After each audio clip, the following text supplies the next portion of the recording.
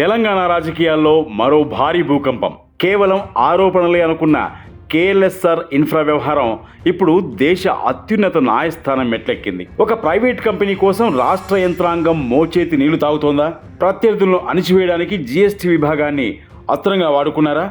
జడ్జీలనే బెదిరించే స్థాయికి ఈ అదృశ్య హస్తం ఎదిగిందా? సుప్రీంకోర్టు రికార్డులో నమోదైన దిగ్భ్రాంతికర అంశాలపై స్పెషల్ స్టోరీ.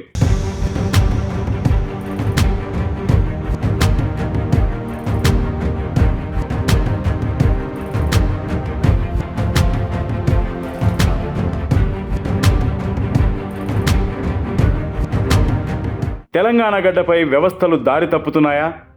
చట్టాన్ని కాపాడాల్సిన చేతులే ఒక ప్రైవేట్ కంపెనీకి ఊడిగం చేస్తున్నాయా? సుప్రీంకోర్టులో దాఖలైన SLP number 3530/2025 record of proceedings చూస్తుంటే అవుననే సమాధానం వినిపిస్తోంది. కేఎల్ఎస్ఆర్ ఇన్ఫ్రాటెక్ చుట్టూ అల్లుకున్న ఈ వివాదం ఇప్పుడు రేవంత్ సర్కార్ను ఉక్కిరిబిక్కిరి చేస్తోంది. పిటిషనర్ వేసిన కేసులో అంశాలు అత్యంత ఘాటుగా ఉన్నాయి. ప్రస్తుత ప్రభుత్వంతో కేఎల్ఎస్ఆర్ మేనేజ్మెంట్కున్న సీక్రెట్ రిలేషన్ ఏంటి? రాష్ట్ర పన్నుల శాఖ అధికారులను ప్రభావితం చేస్తూ ప్రత్యర్థి కంపెనీలను భయపెట్టడానికి సర్కారు అధికారాన్ని అస్త్రంగా వాడుకున్నారా?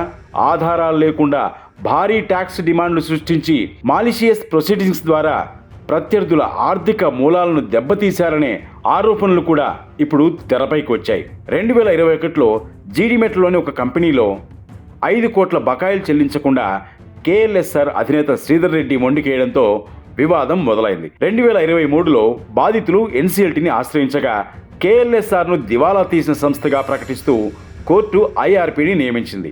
దివాలా తీసిన కంపెనీకి బోర్డు సస్పెండ్ అయిన స్థితిలో కూడా 145 కోట్ల లోన్లు ఎలా వచ్చాయి? 141 కోట్ల క్లెయిమ్లు పెండింగ్లో ఉండగా జీఎస్టీ, ఐటీ శాఖలకు 100 కోట్ల బాకీ పడ్డ సంస్థకు ప్రభుత్వం మారగానే దశ తిరిగిందా?